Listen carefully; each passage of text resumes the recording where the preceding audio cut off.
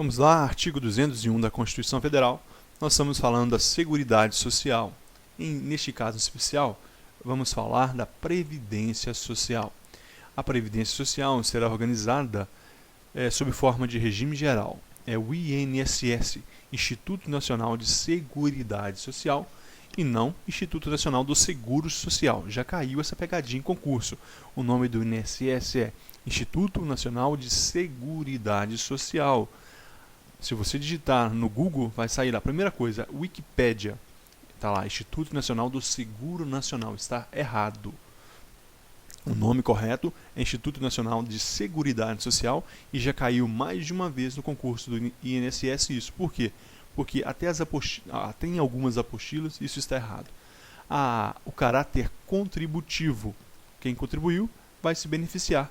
Diferente da assistência social e saúde. Saúde gratuita a todos. Assistência social gratuita a determinada população.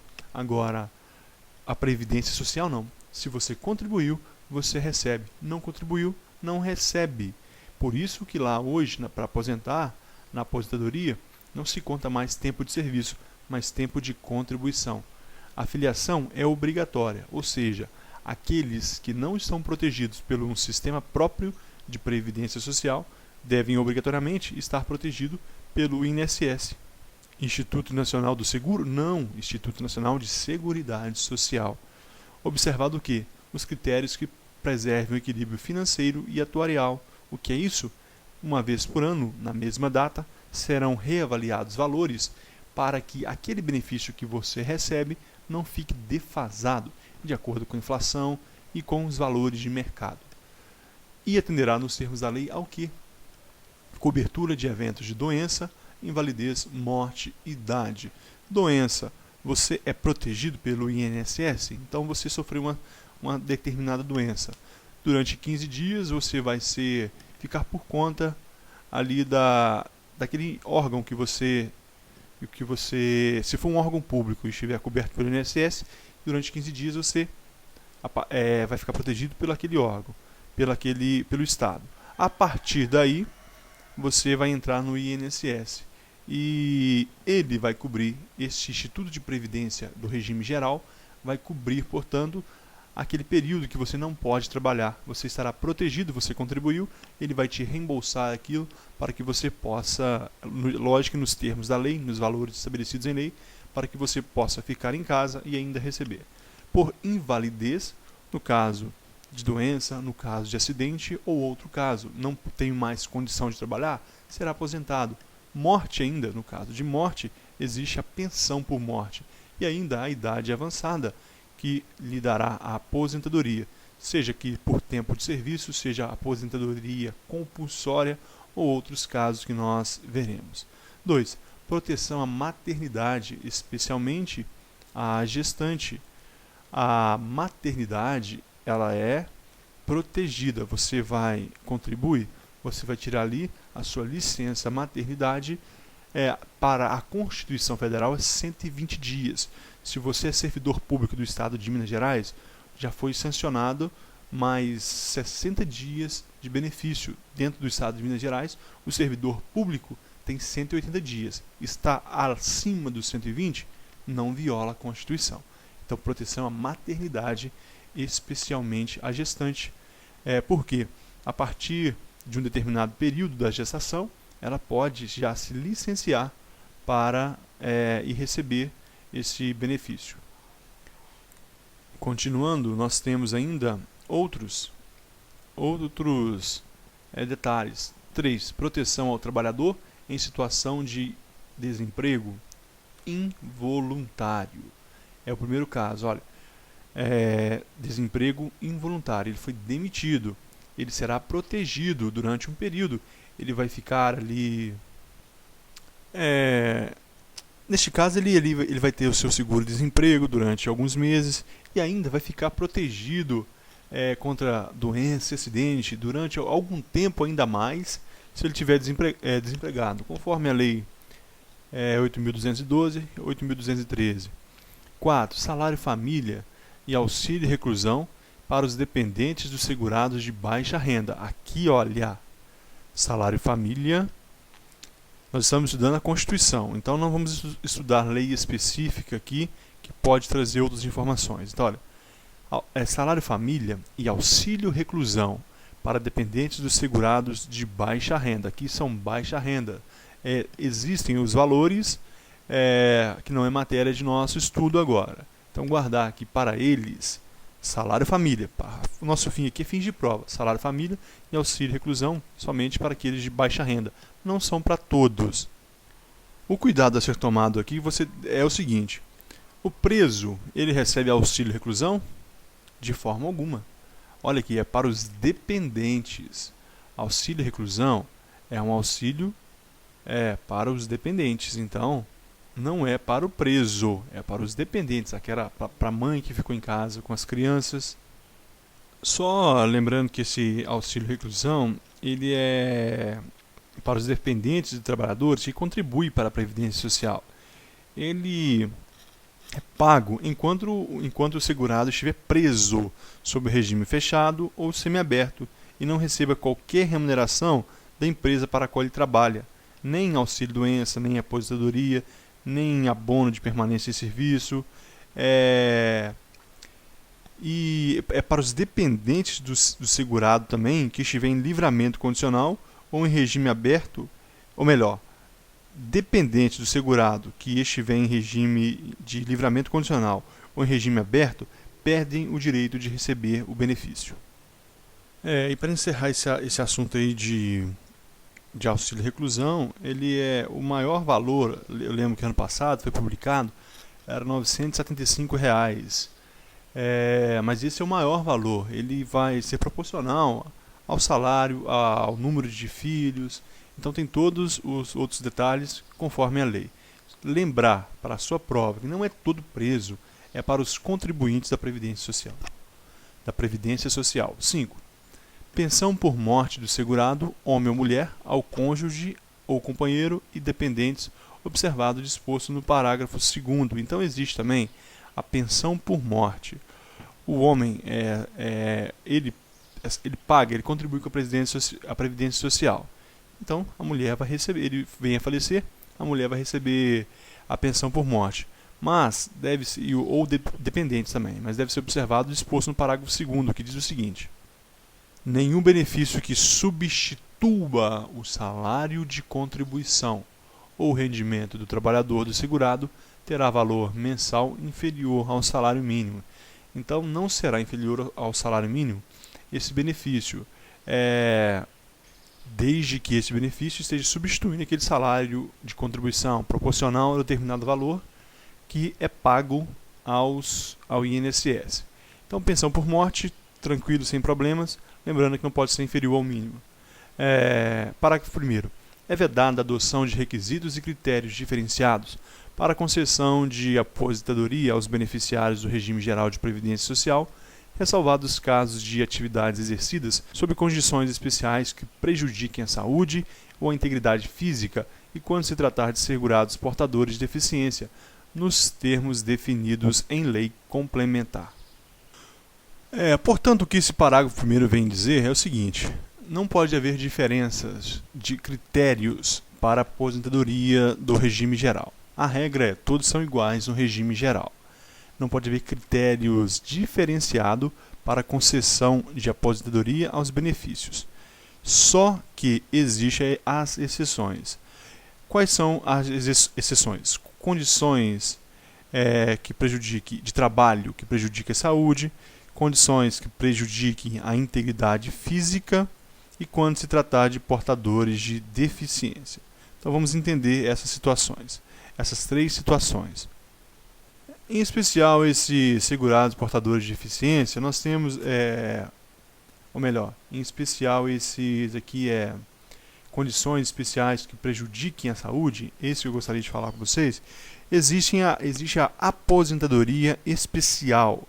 Para atividades perigosas, insalubres, exemplo, vigilante, mergulhadores, aqueles que trabalham em exposição, atividades perigosas, aposenta, por exemplo, 15, 20 anos, quem trabalha com mineração, aposenta com 25 anos, aquele que trabalhava com amianto mortal, aposentavam com 15 anos de serviço, mas geralmente não viviam para aposentar. Então, essa é a aposentadoria especial. Então, nestes casos, é permitido sim critérios diferenciados, mas, em geral, nas outras profissões, não. E lei complementar, olha que norma constitucional de eficácia contida. Lei complementar que disciplina isso. Essa lei não é objeto de estudo agora. O parágrafo 2º nós já vimos que nenhum benefício que substitua o salário de contribuição ou rendimento do trabalho do segurado terá valor mensal ou inferior ao salário mínimo. Lembrando que esse salário de contribuição ele é a base de cálculo do valor da contribuição e cálculo de alguns benefícios. Então, através desse salário de contribuição, que é feita a base de cálculo da contribuição, não é o total que ele recebe, que não é o total do benefício que o segurado recebe. Ele pode ser inferior, mas será acrescido de uma porcentagem até chegar ao mínimo, né? Como já foi falado, porque nenhum benefício que substitua o salário de contribuição, o rendimento, terá valor mensal inferior ao salário mínimo. Então, será acrescido de uma parte até chegar ao mínimo, que é o valor do salário mínimo. Só algo que eu falei, que eu quero voltar atrás, é o seguinte, pode ter ficado confuso. Eu disse que, quando eu falei da cobertura da Previdência Social, eu falei da situação do trabalhador, proteção ao trabalhador em situação de desemprego involuntário. Só para não ficar dúvida, quem paga o seguro-desemprego não é o INSS, é a Caixa Econômica Federal. Só porque pode ter ficado um pouco confuso, o seguro-desemprego, na realidade, não é protegido pelo INSS. É a Caixa Econômica Federal que paga esse seguro-desemprego. Continuando, portanto, então, nós estamos no parágrafo 2º, vamos agora ao parágrafo 3º. Todos os salários de contribuição considerados para o cálculo de benefício serão devidamente atualizados na forma da lei.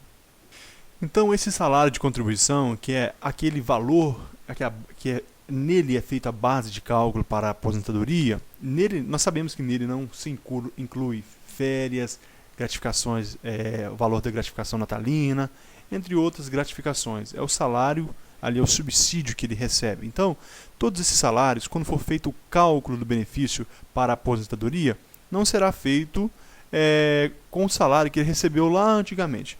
Por quê? Vamos supor, nós estamos hoje em 2014, alguém vai se aposentar hoje. Hoje ele ganha um salário mínimo de R$700. Lá em 2002, ele ganhava R$200 por mês, que era o salário mínimo na época. Um exemplo.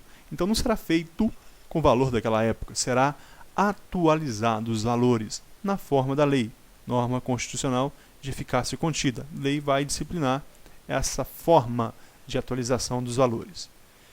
Parágrafo 4º. É assegurado o reajustamento dos benefícios para preservar-lhes em caráter permanente o valor real, conforme critérios definidos em lei. Então, neste caso aqui, não é só o valor do salário do cálculo, ou melhor, não será o valor somente do salário de contribuição. Será aqui, como nós vimos agora no parágrafo 4º, que é assegurado o reajustamento dos benefícios. Aqui não é aquilo que nós falamos anterior. O benefício que o funcionário já recebe, ele será reajustado. Reajustamento do benefício, como eu já falei várias vezes, uma vez por ano, na mesma data, ele será reajustado para preservar o valor permanente, o valor real, conforme critérios definidos em lei. Parágrafo 5º. É vedada a filiação ao regime geral de previdência social na qualidade de segurado facultativo de participante de regime próprio de previdência. Você é servidor público do Estado de São Paulo. Lá tem o regime próprio do Estado de São Paulo, dos servidores públicos do Estado. Você não pode ser um contribuinte facultativo, você não pode ser um segurado facultativo do INSS. Existem pessoas que podem ser segurados facultativos, mas aquele que está no regime próprio não pode.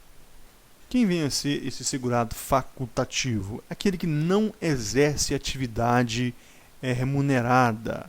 Por exemplo, é estudante de universidade, tem que ter no mínimo de 18 anos. Por exemplo, donos de casas que não trabalham, síndico não remunerado, brasileiro que acompanha cônjuge no serviço no exterior, desempregado, bolsista de pesquisa em tempo integral, presidiário se não for amparado por regime geral, ou melhor, que não recebe a aposentadoria ou não recebe o auxílio reclusão. Então, esses podem contribuir. Eles podem contribuir como segurados facultativos. E aquele que está no regime próprio de qualquer estado, ele não pode contribuir como segurado facultativo. Este foi o parágrafo 5º. Parágrafo 6º. A gratificação natalina, conhecemos nós como 13º, dos aposentados e pensionistas, terá por base o valor dos proventos do mês de dezembro de cada ano. Olha, cuidado com isso aqui, cuidado, por quê? Não é a média aritmética dos 2 meses de serviços. A gratificação desses aposentados e pensionistas do INSS terá por base o valor dos proventos do mês de dezembro. Proventos é o nome feio que deram ao salário do aposentado e do pensionista. Para os servidores existem subsídios e remuneração. Para os aposentados e pensionistas existem os proventos. E a base de cálculo será o valor do mês de dezembro de cada ano. Será o valor do mês de dezembro, será este valor, que será o valor da gratificação natalina, do 13º salário, que no caso deles também não vai se chamar 13º também, porque eles não trabalham, eles estão aposentados e pensionistas. Portanto, gratificação natalina, o salário de dezembro. Parágrafo 7º. É assegurada aposentadoria no regime geral de previdência social, nos termos da lei, observadas as seguintes condições. Falaremos agora especificamente da aposentadoria. Vamos grifar aqui a aposentadoria. E quais são as condições? 35 anos de contribuição se homem e 30 anos de contribuição se mulher. Cuidado que é diferente lá do regime próprio. Esse inciso 1, nesse inciso 1 nós temos a aposentadoria por tempo de contribuição. Aposentadoria por tempo de contribuição. Fala-se de 35 anos de contribuição se homem e 30 anos de contribuição se mulher. Não existe idade mínima. Não existe idade mínima. Se ele começou a contribuir com 16 anos de idade, ele pode se aposentar com 46, ou melhor, se for mulher, né? Com 40, se a mulher começou a contribuir com 30 anos de idade, ela pode se aposentar com 46 anos de idade. Então, 30 anos de contribuição se mulher e 35 se homem. No 2, nós temos 65 anos de idade. Olha as palavrinhas que vai te ajudar na hora da prova. Olha, contribuição. A própria palavra vai te ajudar. 65 anos de idade se homem e 60 anos de idade se mulher. Reduzido em 5 anos o limite para os trabalhadores rurais, menos 5 anos, de ambos os sexos, e para os que exerçam suas atividades em regime de economia familiar, nestes incluídos o produtor rural, o garimpeiro e o pescador artesanal. Esses rurais, menos 5 anos, 65 se homem e 60 se mulher. Cuidado, cuidado, cuidado, você deve tomar aqui. Aqui, essa redução de 5 anos é para os rurais, para os trabalhadores rurais, garimpeiro e pescador artesanal. Aqui não entra a do professor. Aquela redução que existe para o professor é nos 35 anos de contribuição.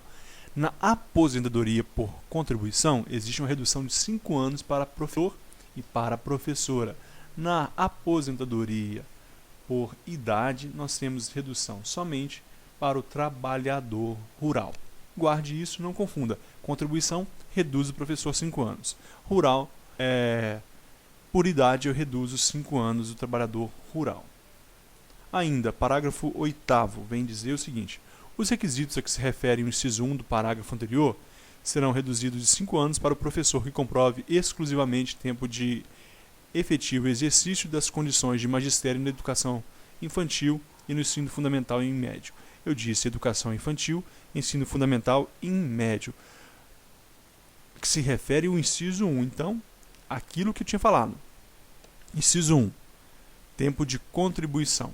Professor é contribuição, menos 5 anos. Professor, magistério, educação infantil e no ensino fundamental e médio. Questão de prova. Um professor do ensino fundamental, ele trabalhou 8 anos. Durante esse período, ele exerceu a função de diretor escolar. E aí? Ele vai aposentar com o fator redutivo de 5 anos? Sim. O Supremo Tribunal Federal entendeu que isso sim. A função exclusivamente escolar, cargo de confiança ou na secretaria, não atrapalha essa aposentadoria, esse fator de redução de 5 anos de tempo de contribuição. Parágrafo 9º. Para efeito de aposentadoria, é assegurada a contagem recíproca de tempo de contribuição na administração pública e na atividade privada, rural e urbana. Hipótese em que os regimes diversos de previdência social se compensarão financeiramente segundo critérios estabelecidos em lei. Compensação do benefício. O que é isso? Eu trabalhei 30 anos, 35 anos e vou me aposentar. Vou colocar 30 porque eu sou péssimo em matemática, esse 5 vai me complicar. Eu trabalhei 15 anos como na entidade privada, contribuí com o INSS. E trabalhei mais 15 anos como servidor público e me aposentei. O regime próprio do serviço público vai contribuir com 15 anos e o INSS vai contribuir com a outra parte dos 15 anos e eu vou receber meu provento integral. Então vai se compensar financeiramente conforme eu contribuir na esfera pública e conforme eu contribuir na esfera privada ou conforme eu contribuir no tempo rural. Continuando, os parágrafos a seguir não há tanta importância para a prova, porque são normas constitucionais aqui de eficácia contida. A lei disciplinará a cobertura do risco de acidente de trabalho a ser atendida concorrentemente pelo regime geral e pelo Previdência Social, e pelo setor privado, ou seja, vai ser concorrente os dois que houver. Se houver o segurado pagou os dois vão ser vão concomitantemente pagar os benefícios. Parágrafo 11. Os ganhos habituais do empregado a qualquer título serão incorporados ao salário para efeito de contribuição previdenciária e consequente repercussão em benefícios nos casos na forma da lei. Os ganhos habituais, gratificações, neste caso, que ele recebeu, serão incorporados sim ao salário para efeito de contribuição previdenciária. Então, ele ganhou mais um benefício qualquer, será descontado ali sim para fins previdenciários. E terminando esse vídeo, nesse último slide, a lei disporá sobre o Sistema Especial de Inclusão Previdenciária para atender a trabalhadores de baixa renda e aqueles sem renda própria que se dediquem exclusivamente ao trabalho doméstico no âmbito de sua residência, desde que pertencentes a famílias de baixa renda, garantindo-lhes o acesso a benefícios de valor igual a um salário mínimo. Para entender melhor esse parágrafo 12, vamos ver o 13. O Sistema Especial de Inclusão Previdenciária, de que trata o parágrafo 12 deste artigo, terá alíquotas de carências inferiores às vigentes para os demais segurados do regime geral de previdência social. Então, voltando ao 12, esses trabalhadores de baixa renda, que se dediquem exclusivamente ao trabalho doméstico no âmbito da sua residência, desde que sejam de famílias de baixa renda, eles então terão um benefício, eles não estarão desprotegidos. O valor da alíquota, ou seja, que será descontado no seu salário mensal ali, será inferior ao dos trabalhadores comuns e eles estarão então protegidos pelo sistema previdenciário. Em se tratando desse assunto, nós temos a Lei 11.324 de 2006, 11.324 de 2006, que permitiu que os empregadores, os patrões, deduzido do seu imposto de renda, os valores pagos a título de contribuição patronal devidas pelos trabalhadores domésticos. O objetivo é reduzir indiretamente essa alíquota, que será destinada ao desconto ali previdenciário do trabalhador doméstico. E aqui, pessoal, nós terminamos, portanto, esse vídeo. No próximo nós daremos iniciaremos e concluiremos o artigo 202. Até a próxima.